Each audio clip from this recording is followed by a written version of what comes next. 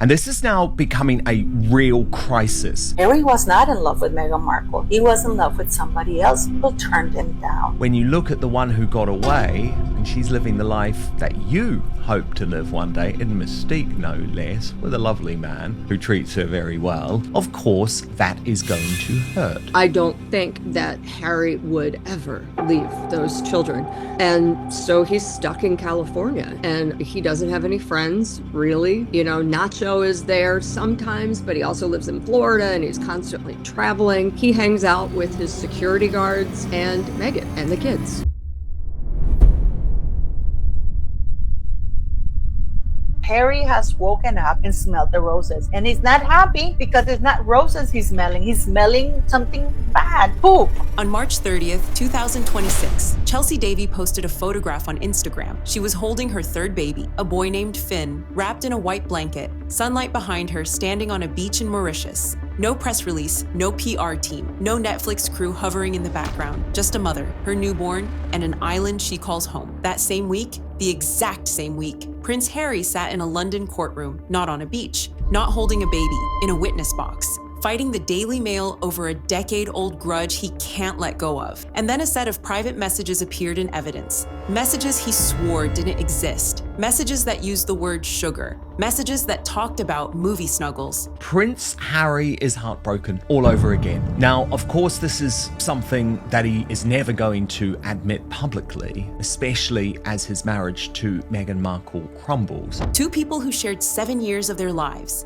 One building a family in paradise, the other watching his credibility unravel in real time on the stand. You can see it in their public appearances that this man can't even stand to look at this woman. And right there, in that single week, is the entire story of what went wrong. Because this isn't about whether Harry misses Chelsy. That's too simple. This is about how he ended up here. How a man who had everything, love, family, duty, purpose, lost it all. Not to bad luck, not to circumstance, to a series of decisions that, one by one, cut away every person and every institution that ever held him together. Diana looked after him like a child. He was a child, but she had to really nurse him and hold him, and he was a damaged child from the start. And here's the part that should keep him up at night. Chelsy didn't just move on. She built the life he always wanted, the one he described in his own words. Africa, simplicity, peace, children, no cameras. She got it. He got Montecito, lawsuits, and a marriage the entire world is betting won't survive past May 2028? If there was a willing billionaire,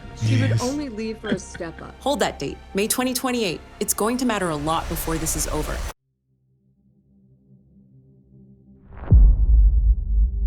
Unfortunately for Harry, after just a couple of dates, Sarah and Macklin decided that Harry was too dumb, too self-absorbed, too nasty to date, that she didn't want to date him. She saw it coming years before the rest of us. Chelsy Davy looked at royal life and said her exact words, "It was so full on, crazy and scary and uncomfortable. I couldn't cope." That was 2016, a full year before Harry met Meghan. And she didn't just say it once and move on. She restructured her entire existence around the word no. Yeah, he loved her a lot, and she really loved him, and they had great fun together. And he liked it because she wasn't worried about the royal family. That wasn't a big deal for her. She just fitted in very easily. The timeline matters. They met in Cape Town in 2004 during Harry's gap year. 7 years. On and off, breakup after breakup. She moved to England for him, enrolled at Leeds for a law degree just to close the distance. She met the Queen, attended Peter Phillips's wedding, showed up at William and Kate's ceremony in 2011. Harry wrote in Spare that there were loads of feelings still there, but Chelsy kept hitting the same wall, the press. So he started having affairs with all sorts of other girls, and she got very upset, and he didn't go and see her for a long time, so she went off and left him. Now that's his fault. 100% his fault. PI firms planted tracking devices on her car.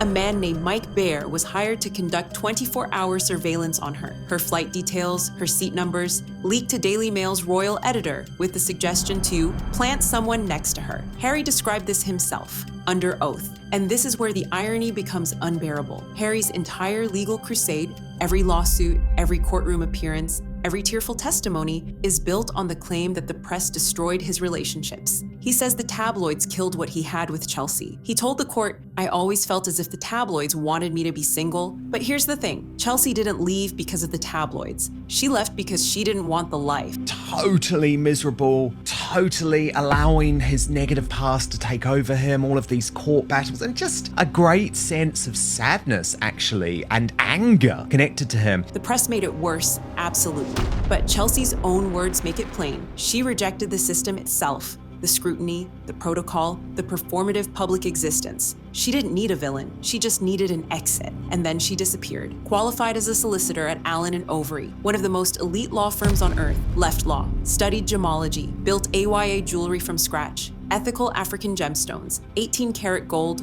her own supply chain, married Sam Cutmore Scott, an Eton-educated hotelier who runs a luxury hotel group, who nobody outside Norfolk has ever heard of. In a ceremony so private, she bought her wedding dress from a hotel boutique the day before. 3 children in 4 years. Relocating to Mauritius, where her parents already live. No interviews, no Netflix deal, no victim narrative, just quiet, deliberate, self-made peace. And the friend who spoke to the Daily Mail in late 2025 said it perfectly. That breakup was probably the best thing that ever happened to her. Nothing can actually get through to him to be happy now. He just feels it. It's everything's wrong. Now hold that image. Chelsy Davy, economics degree, law degree, gemology diploma, successful jewelry brand, 3 kids, beach in Mauritius. Because the contrast with what comes next is going to hit like a train.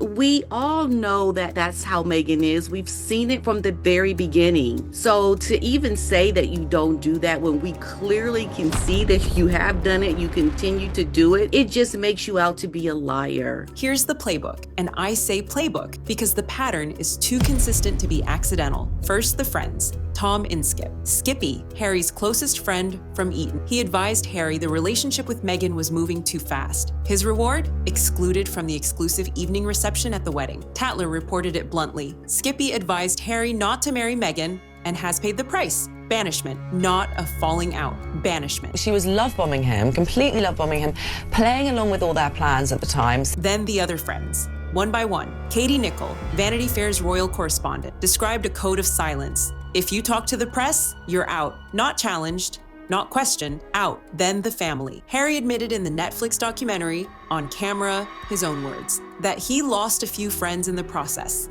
A few? William reportedly told a close friend, and this is a direct quote from the Daily Beast, something so blunt I almost didn't include it, but it's on the record. He absolutely hates Harry. William will never ever forgive Harry for what he has done. Then the military. Harry's description in Spare of killing 25 Taliban fighters as chess pieces taken off the board drew backlash from his own community. Ex-Colonel Tim Collins, publicly, on the record, said, "That's not how you behave in the army." Look, I need to be honest here. Harry made some of these choices himself. Nobody forced him to write Spare. Nobody held a gun to his head during the Oprah interview. But step back and look at the sequence. Every single person who questioned the relationship, friends, family, military peers, was removed. She tries to direct and show people what to do because she's a controller. And that's what we see in her body language. That is her showing control because she is control obsessed. She wants to showcase that image to the world that she is the one who's the boss, but she's not really the boss. Not argued with,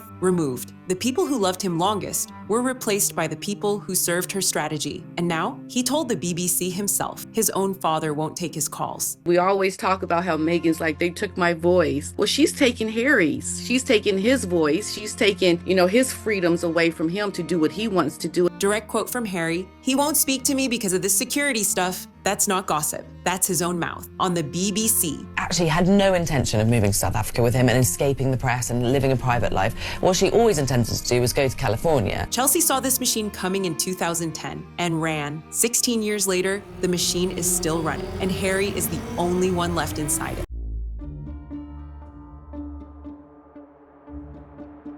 He is Mr. Mischief. He's Mr. Traitor. He's Mr. Charlatan. He's Mr. Double Standards. He's Mr. Duplicity. He's Mr. Disloyal. He's Mr. Entitled. He's Mr. Selfish. He's Mr. Big Overgrown Baby. He's Mr. Spoiled Brat. He's Mr. World's Least Happy Millionaire. Here's where the story shifts from sad to devastating. Harry's legal war against the British press has been the defining project of his post-royal life. This case was insane to begin with. 3 major lawsuits, combined legal costs approaching £40 million.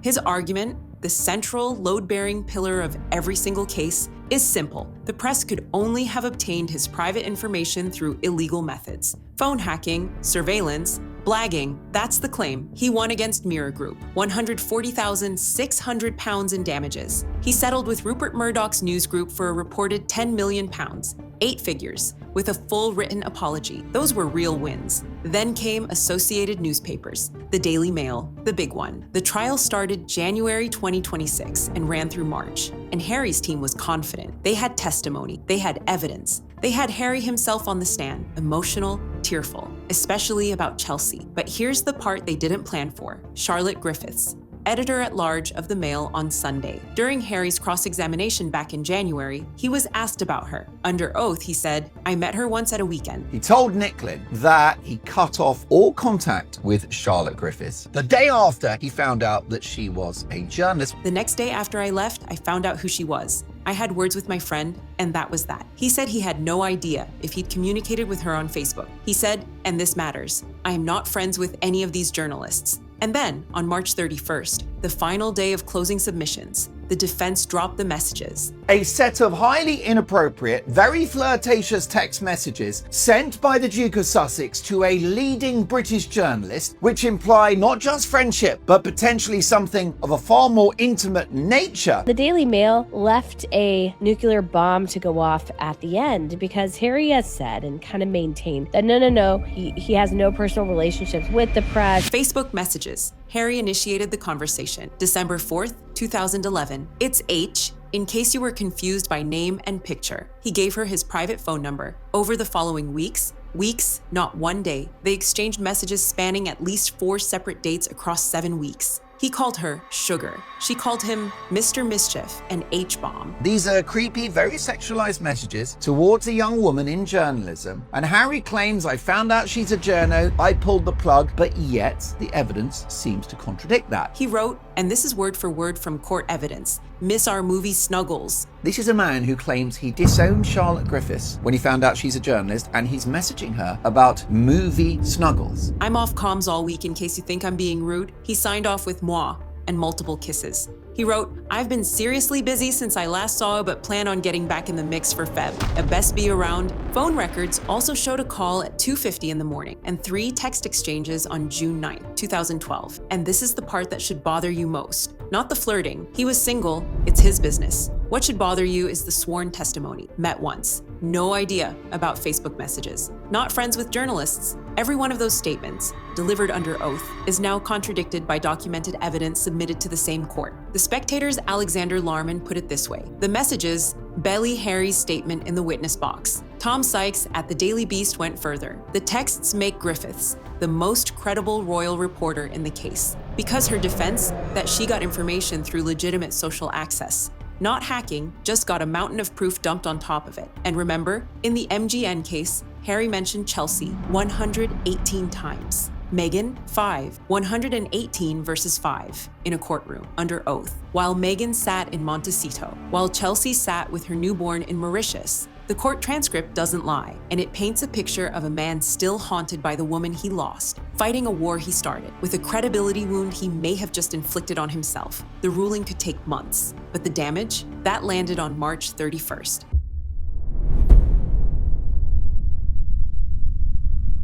Nobody wants to deal with them because, they know that aligning yourself with Harry and Meghan is just going to bring, not good things to come your way because they're so not liked. They don't have a good reputation. The money is running out, or it isn't, depends on who you ask. But here's what we actually know, and every number I'm about to give you is sourced. Spotify, gone. $20 million deal signed December 2020, terminated June 2023 after 12 episodes. The couple saw their deals with Netflix, Spotify, and Lemonada Media end in the last 2 years, with Spotify boss Bill Simmons calling the two fucking grifters. Spotify executive Bill Simmons called them, his exact word, grifters, on a public podcast to millions of listeners. Netflix restructured. The original deal was worth up to $100 million, but the docuseries overperformed and nearly everything else underperformed. Heart of Invictus, quiet. Live to Lead, forgotten. Polo, barely registered. The cooking show lasted 1 season. By summer 2025, Netflix downgraded the arrangement from an exclusive deal to a first look deal. Then in March 2026, this year, Netflix pulled out as an equity partner in Meghan's lifestyle brand, as ever. Internal sentiment at Netflix reportedly boiled down to 2 words: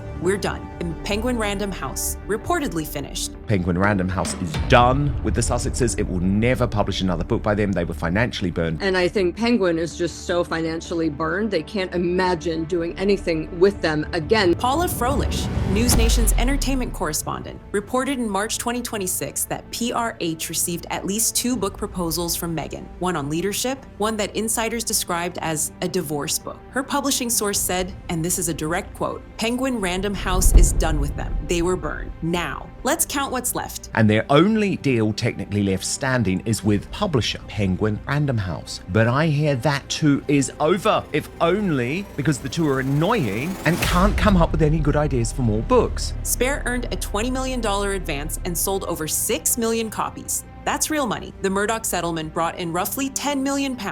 The Diana inheritance sits somewhere around $10 million. Their Montecito mansion, purchased for $14.65 million in 2020, is now estimated at $29 million. So they're not broke. Not yet. They think there are royalties, but there aren't. Penguin overpaid, and with marketing, printing, and other costs, even with millions of copies sold, they will never earn out or get royalties. But the expenses, $2 to $4 million a year in private security alone, property taxes pushing $300,000, staff costs, legal fees in the tens of millions, those don't stop. And the revenue streams that were supposed to fund all of it, 3 of the 4 are dead or dying. 25 staff members have departed since 2020. It's usually a 6-month period for Meghan's mask to slip, and then she turns. And you can go in one day and not know anyone that you had been working with weeks before. Their Archewell Foundation restructured into a fiscal sponsor model in late 2025 with 1 remaining employee. James Holt, 8 years with Harry, left in December 2025. Their 11th PR professional walked out the same month. One more thing, and I'm not speculating here. This is basic California law.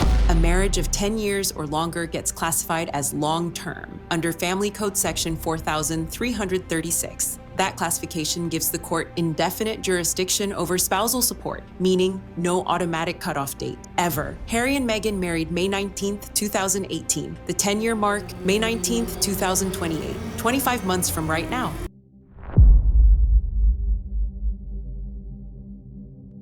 Remember that date I asked you to hold? Here it is. Every gossip account, every royal commentator, every legal analyst who follows this couple, they all circle the same date on the calendar. And I also think it's interesting because the 10-year date of their marriage is coming up. And that is very significant in California. In California, if you're married for 10 years in California, everything is communal property. Oh, wow. So it doesn't matter if you have a prenup or not. After 10 years, it's communal property and you get half. May 19th, 2028. Because under California law, if you cross the 10-year line, the financial architecture of any future divorce changes permanently. Spousal support doesn't just end after a fixed period. The court retains the power to extend it, modify it, reinstate it indefinitely. Now, do we know there's going to be a divorce? No, we don't. Harry himself joked at the New York Times Dealbook Summit in December 2024. We've apparently been divorced maybe 10, 12 times. Meghan told the Jamie Kern-Lima Show in April 2025, "Do I think we'll be married forever? Yes."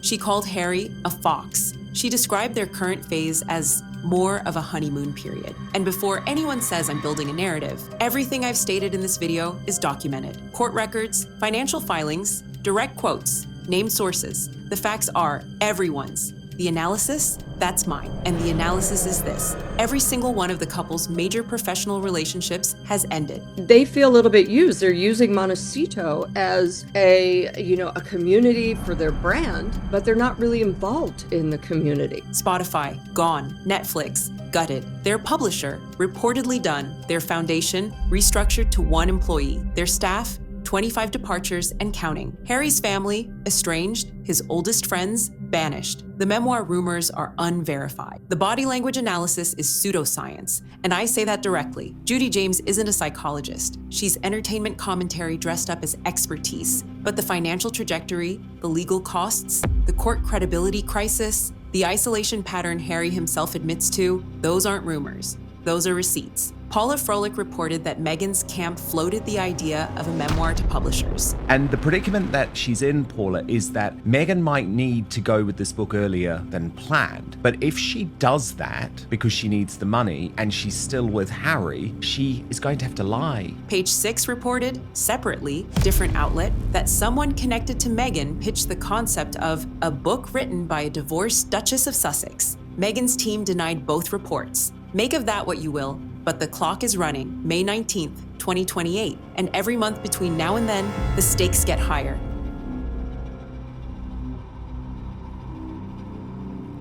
There's a historical parallel that biographers keep returning to. Prince Philip himself reportedly drew the comparison. According to Ingrid Seward, Edward VIII, the Duke of Windsor, an American divorcee, a departure from royal duty, exile, estrangement, memoir writing, staff complaints, security fights. Wallis Simpson, Edward and Wallis lived in exile in France for 35 years. Biographer Anna Pasternak described them as unfulfilled jet-setting celebrities, longing to return to England. And Wallis, the woman Edward gave up the throne for, told the writer Gore Vidal that the morning after their wedding, Edward stood by her bed and said, "And now what do we do?" The differences are real. Edward was king. Harry is sixth in line. The era is different. The media landscape is unrecognizable. Harry has children, commercial opportunities, and a world that Edward never had access to. But the emotional architecture, the trajectory, a man who gave up everything for a woman and then spent the rest of his life wondering if the trade was worth it. When he is rebelling against her, because now I think it's going to be more and more where we're going to see Harry want to try to get more and more of his freedoms back from Meghan. That part hasn't changed in 90 years. Chelsy Davy didn't want the crown. She didn't want the cameras. She didn't want a brand or a Netflix deal or a lifestyle company called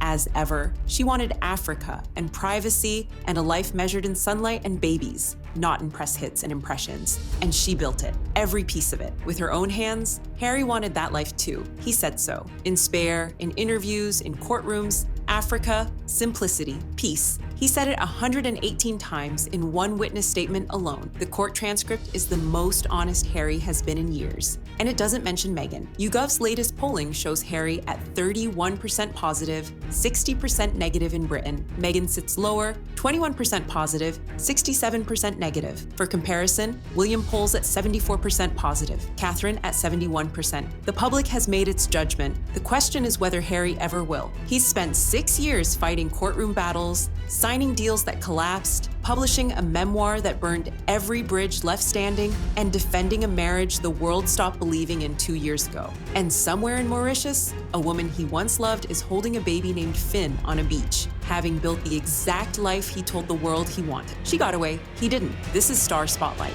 where the shine fades and the details tell the truth.